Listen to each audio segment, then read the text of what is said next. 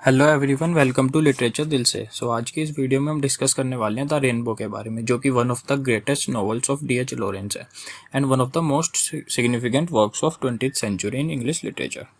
अब बात करते हैं इसकी पब्लिश की। तो ये पब्लिश 1915 में हुई है।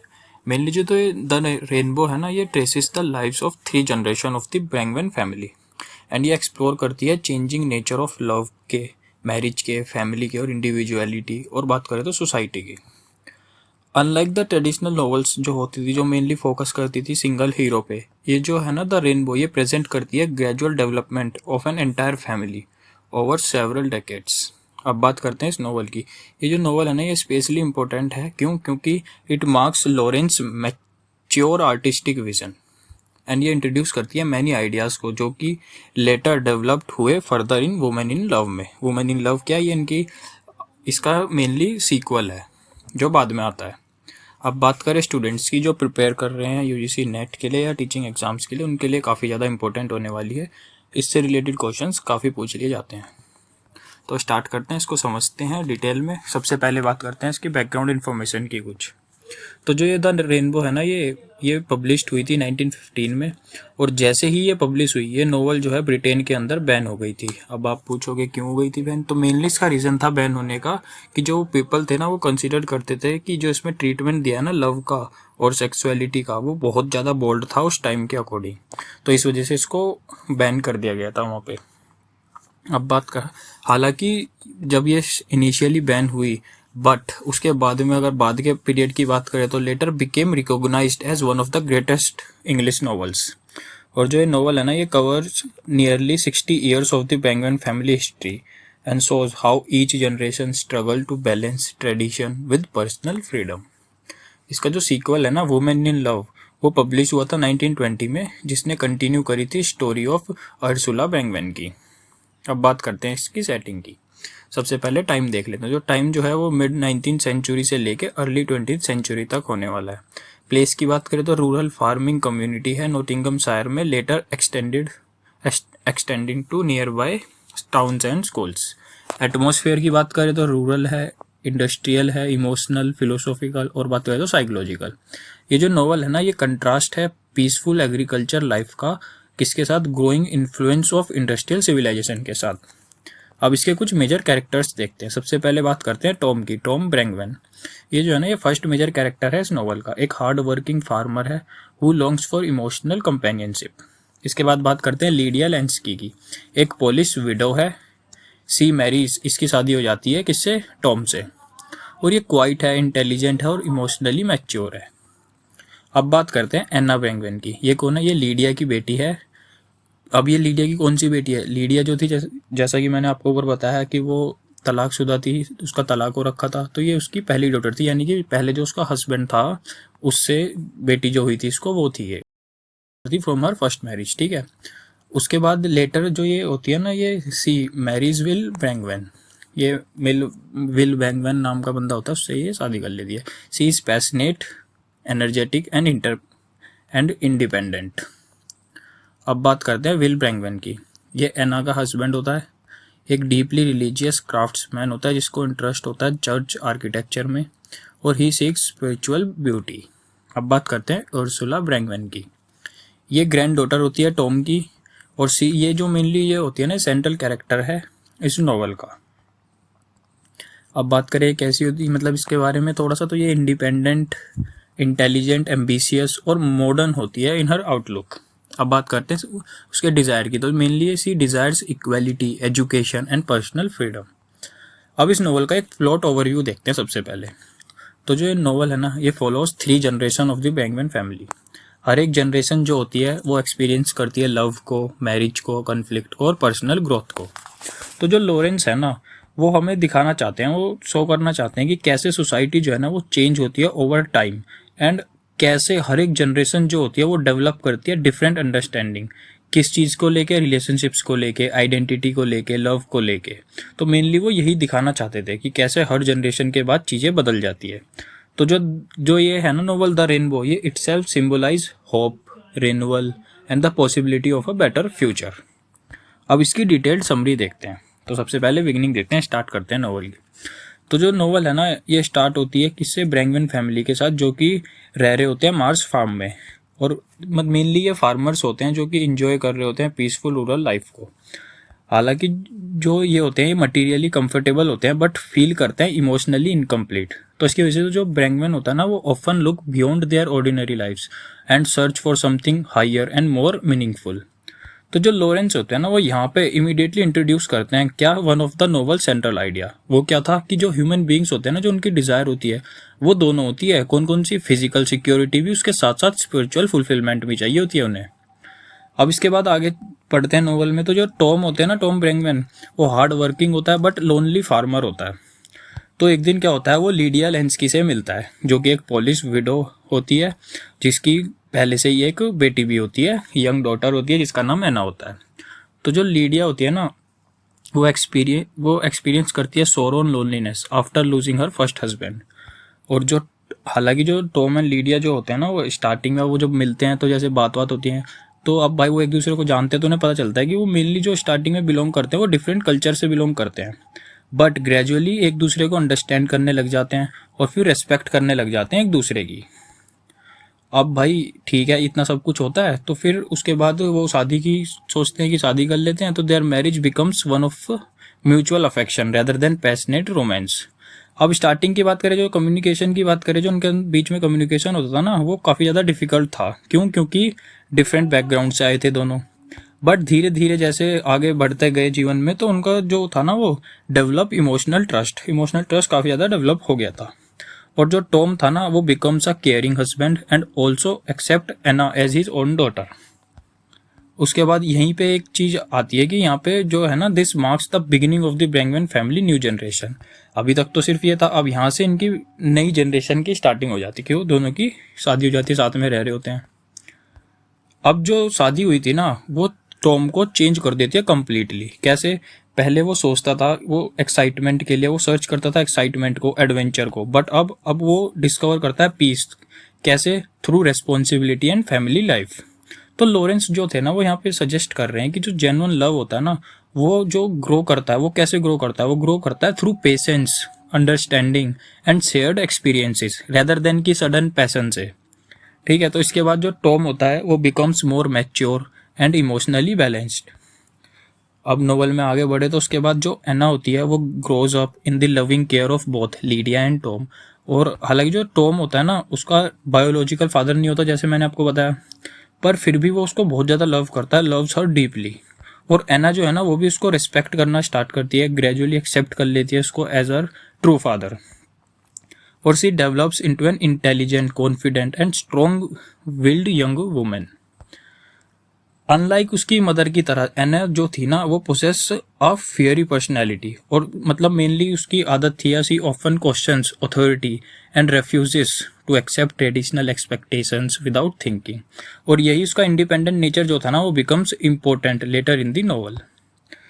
अब नोवेल में आगे बढ़ते हैं। अब जो ये एना होती है ना, अब ये धीरे धीरे बड़ी होती जाती है, अभी बड़ी हो जाती है।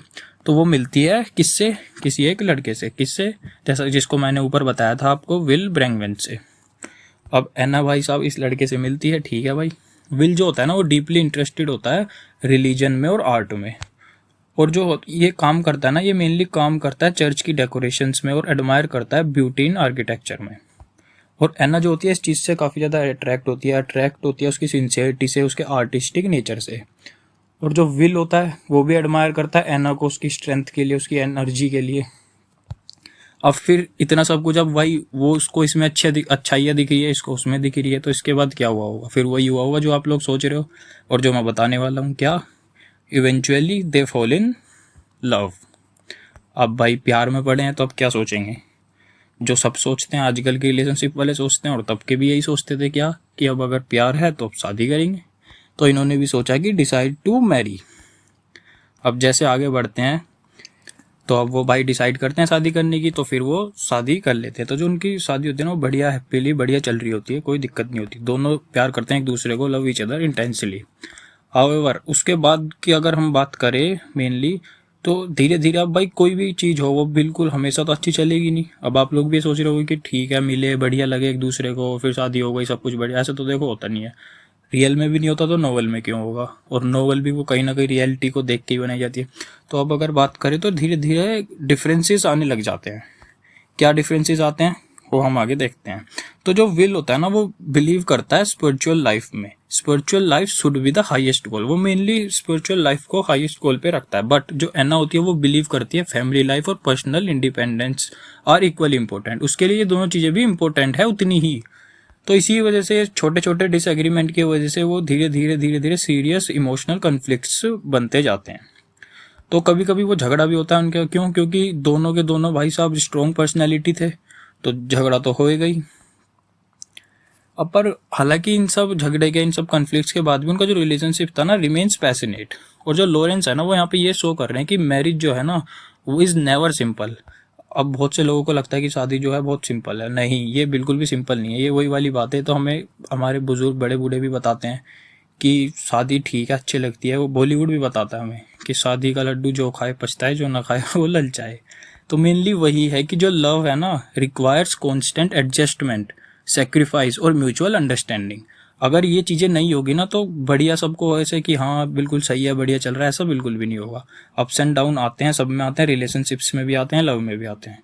तो अगर आप इन सब चीज़ों को ओवरकम कर गए तो आपका बढ़िया चलेगा, अदरवाइज लड़ाई झगड़ा ये सब चीज़ें तो होएगी। अब जैसे आगे बढ़े इसमें तो फिर एना और जो विल थे ना उनके काफ़ी सारे बच्चे होते हैं, मतलब सेवरल चिल्ड्रन होते हैं। तो उन्हीं में से एक इम्पोर्टेंट है, वो है अर्सुला ब्रैंगवेन, उनकी बेटी। तो जो ये होती है ना अर्सुला ब्रैंगवेन फ्रॉम चाइल्डहुड, और अर्सुला जो होती है ना ये डिस्प्ले करती है इंटेलिजेंस को, क्यूरियोसिटी को और इंडिपेंडेंस को। अब जैसे कि बाकी जनरेशन्स को देखे तो वो उनकी सोच अलग होती थी, बट इसकी जो जनरेशन मतलब जो ये आती है इसकी मेनली यही होती है कि she wants education and a career.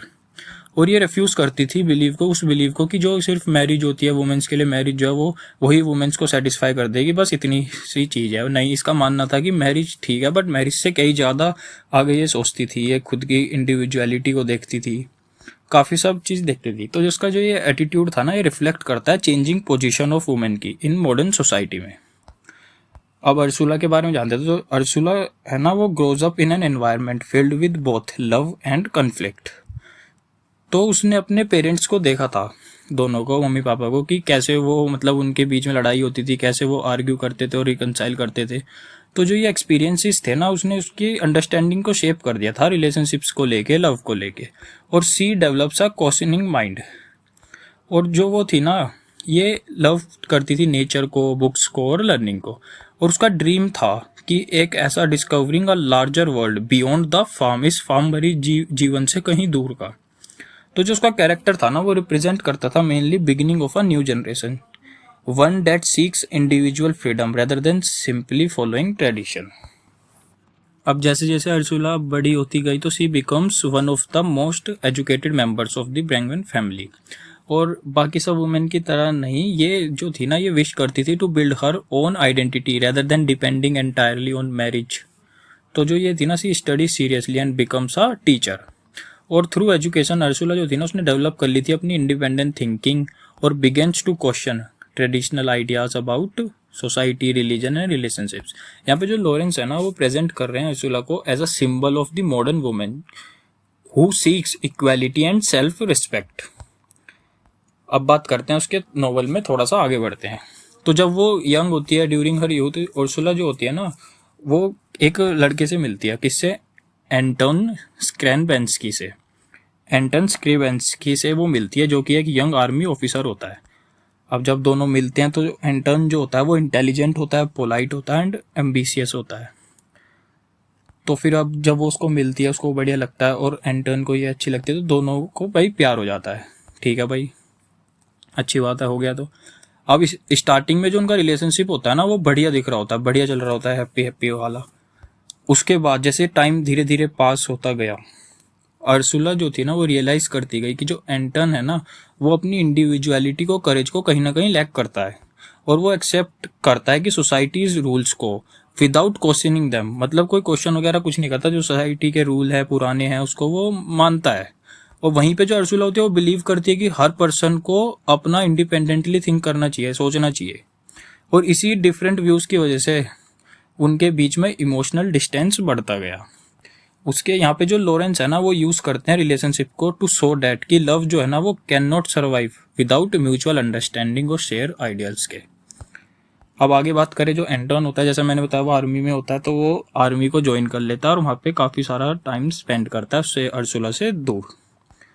अब हालांकि वो जो दोनों होते हैं कम्युनिकेट करते हैं एक दूसरे से, बट जो अर्सुला होती है ना वो बिकम्स इंक्रीजिंगली डिससेटिस्फाइड और फिर जो है ना वो रियलाइज करती है कि जो एंटन है ना वो वैल्यूज करता है ज़्यादा करियर को, डिसिप्लिन को और सोशल सक्सेस को इमोशनल फ्रीडम से ज़्यादा। यानी कि वो इमोशनल फ्रीडम को कम वैल्यू करता है, मेनली इन बाकी सब चीज़ों को ज़्यादा वैल्यू करता है। और जो अब वो इतनी सब चीज़ें, अब भाई एक बात बताओ, अब जब उसको इतनी सब कमियां उसमें दिखने लगी कि हाँ ये सब दिक्कतें आ रही है, तो कहीं ना कहीं मन में डाउट तो क्रिएट हो ही जाता है। अब क्या होता है, अब जो होता है ना वो एंटन आता है और उसको प्रपोज करता है मैरिज के लिए, किसको, अर्सुला को। अब भाई वो प्रपोज करता है। अब अर्सुला को मैंने आपको बताया मन में इतने सारे डाउट, इतनी सब वो था उसके कि ये बंदा ऐसा है, अलग सोचता है, हमारी थिंकिंग अलग है, तो वो काफ़ी ज़्यादा हेजिटेट करती है और वो अंडरस्टैंड करती है कि इससे शादी करना यानी कि अपनी इंडिपेंडेंस को सेक्रीफाइस करना है। वो ये सोचती है अपने मन में कि भाई अगर मैं इससे शादी करूंगी तो अपनी इंडिपेंडेंस को सेक्रीफाइस करूंगी। और इवेंचुअली तो यही होता है। फिर क्या करेगी, वो रिजेक्ट कर देगी उसके प्रपोजल को। उसने उसके प्रपोजल को रिजेक्ट कर दिया और जो उनका रिलेशनशिप था वो यहीं पे आके ख़त्म हो जाता है। तो this is one of the most important turning point in the novel. क्यों? क्योंकि जो अर्सुला है ना वो चूज़ करती है पर्सनल फ्रीडम को ओवर एन अनहैप्पी मैरिज को। अब आगे जैसे उसमें बढ़ते हैं तो after separating from Anton, Ursula जो होती है ना वो फील करती है काफ़ी ज़्यादा लोनली और कंफ्यूज, और वो स्ट्रगल करती है to find meaning in life. और वो क्वेश्चंस करती है रिलीजन को, एजुकेशन को, सोसाइटी को, इवन वो प्यार को, लव को भी करती है। अब जैसे कि टाइम बीतता है तो वो एक्सपीरियंस करती है डिसअपॉइंटमेंट और इमोशनल सफरिंग को। तो जो लॉरेंस होता है ना वो यहाँ पे सजेस्ट करता है कि जो हर एक इंडिविजुअल होता है ना, कोई भी हो चाहे, वो must go through such struggles. वो हालांकि जो भी इंडिविजुअल होगा, जो भी होगा, वो अपने जीवन में इन सब स्ट्रगल्स से ही आगे बढ़ता है और इसी स्ट्रगल्स से बढ़ने के बाद ही वो मैच्योर बनता है। कहने का मतलब मेनली यही है कि अगर कोई मैच्योर है, कि कोई अचीव कर रहा है ट्रू मैच्योरिटी को, तो कहीं ना कहीं अपने जीवन में उसने भी स्ट्रगल्स देखे होंगे। बिना स्ट्रगल्स के कभी कोई मैच्योर नहीं बनता। तो लॉरेंस यहाँ पे यही सजेस्ट कर रहे हैं। अब आगे नोवेल की अब एंडिंग की तरफ आते हैं बस यहाँ पे। तो जो एंड में है ना, तो जो उर्सुला होते हैं ना वो एक्सपीरियंस करती है एक powerful vision after a storm. तो सी सीज अ मैग्निफिशिएंट रेनबो, वो एक रेनबो को देखती है स्ट्रेचिंग अक्रॉस द स्काई। तो जो रेनबो होता है ना वो फिल्स हर विद होप, वो उसमें एक होप उजागर करता है। क्या करता है कि it symbolize renewal, harmony and possibility of a better future.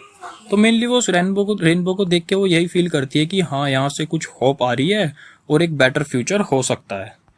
Although जो ह्यूमन लाइफ है ना वो कंटेन सफरिंग, कन्फ्लिक्ट और फेलियर, बट जो रेनबो था ना वो वहाँ पे सजेस्ट कर रहा था एक होप जो कि ऑलवेज रिमेन्स।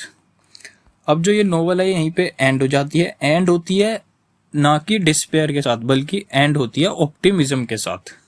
तो जो लॉरेंस है ना वो इम्प्लाइज करते हैं कि जो एवरी न्यू जनरेशन है ना has the opportunity to build a better world. तो इसी के साथ इसकी समरी खत्म हो जाती है। अब कुछ मेजर थीम्स देखते हैं, ये भी काफ़ी ज़्यादा इंपॉर्टेंट होने वाली है, तो आपको ये देखनी चाहिए। सबसे पहले बात करें तो लव एंड मैरिज की। तो जो ये नोवेल है ना ये एक्सप्लोर करती है डिफरेंट टाइप्स ऑफ मैरिज को अक्रॉस 3 जनरेशंस। लॉरेंस जो थे ना वो आर्ग्यू करते थे कि सक्सेसफुल मैरिज जो है ना वो रिक्वायर्स क्या, equality, mutual respect and emotional understanding. देखो अगर ये 3 चीज़ें नहीं होगी ना तो कोई भी मैरिज सक्सेसफुल नहीं होगी, आपको पता है, चाहे आपका जीवन देख लो या चाहे पहले का जीवन देख लो। और इनमें भी अगर सबसे ज़्यादा इंपॉर्टेंट बात करें तो वो है म्यूचुअल रिस्पेक्ट की।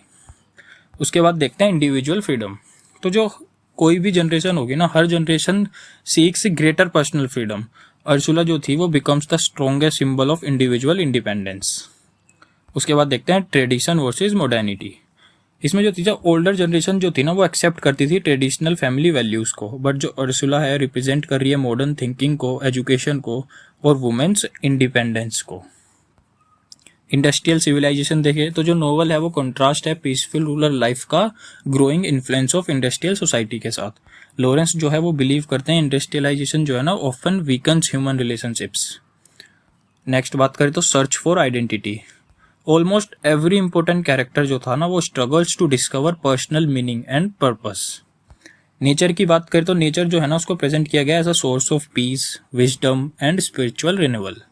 अब कुछ इंपॉर्टेंट सिंबल्स देखते हैं।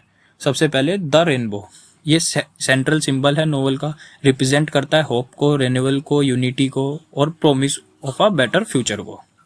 फार्म की बात करें तो रिप्रेजेंट करता है ट्रेडिशन को, स्टेबिलिटी को और फैमिली लाइफ को। चर्च की बात करें तो चर्च सिंबलाइज करता है स्पिरिचुअल अथॉरिटी को, रिलीजियस ट्रेडिशन को। स्टॉर्म की बात करें तो वो रिप्रेजेंट करता है इमोशनल कॉन्फ्लिक्ट को, और बात करें तो इनर ट्रांसफॉर्मेशन को। और एजुकेशन की बात करें तो वो रिप्रेजेंट करता है फ्रीडम को, नॉलेज को और मॉडर्न थिंकिंग को। अब कुछ लिटरेरी फीचर्स देखते हैं नोवेल के। सबसे पहले मॉडर्न नोवेल है, साइकोलॉजिकल रियलिज्म देखने को मिलता है, सिंबोलिज्म भी, ऑटोबायोग्राफिकल एलिमेंट्स हैं, रिच नेचुरल इमेजरी है, फिलोसॉफिकल डिस्कशंस है, डिटेल्ड कैरेक्टराइजेशन हुआ है और स्ट्रीम ऑफ साइकोलॉजिकल रिफ्लेक्शंस भी है। अब कुछ इंपॉर्टेंट कोटेशंस देखते हैं। सबसे पहले की बात करें तो the rainbow stood upon the earth, meaning mainly यही है कि जो ह्यूमैनिटी है ना always has hope for renewal despite suffering. Second की बात करें तो she wanted to be herself, Ursula जो उसकी डिजायर थी ना for independence, Ursula desire for independence and self identity. अब क्रिटिकल अप्रिसिएशन देखते हैं। जो ये रेनबो है ना ये one of the D.H. Lawrence greatest novels है। तो ये मेनली जो है ना सक्सेसफुली कंबाइन करती है फैमिली हिस्ट्री को, साइकोलॉजिकल रियलिज्म को, सिंबोलिज्म को और फिलोसॉफिकल रिफ्लेक्शंस को। और थ्रू ब्रैंगमैन फैमिली ना जो लॉरेंस है ना वो प्रेजेंट करते हैं कि जो ग्रेजुअल इवोल्यूशन है ना ह्यूमन कॉन्शियसनेस का अक्रॉस जनरेशंस। और जो ये नॉवल है ना ये एंड होती है बाय सजेस्टिंग दैट कि जो ऑल्सो जो सोसाइटी होती है ना वो एक्सपीरियंस करती है कन्फ्लिक्ट और चेंज, बट एक होप कहीं ना कहीं होप हमेशा रहती है जो हमेशा सर्वाइव करती है। आज की बात करें तो हम जो द रेनबो है ना इसको रिगार्ड किया जाता है as one of the finest modern English novels and an essential work for the study of 20th century literature. अब कुछ एग्जामिनेशन पॉइंट्स देख लेते हैं जो आपको याद रखने हैं। सबसे पहले बात करें ऑथर की तो आपको पता ही है D.H. लॉरेंस, पब्लिश्ड 1915 में। जनरे की बात करें तो मॉडर्न साइकोलॉजिकल नॉवल है। सीक्वल की बात करें तो उसका जो अगर सीक्वल है वो है women in love. Central character देखे तो वो है अर्सुला ब्रैंगमैन। सेंट्रल सिंबल देखे द रेनबो। और मेजर थीम्स देखे तो वही कि love, marriage, individual freedom, modernity and identity.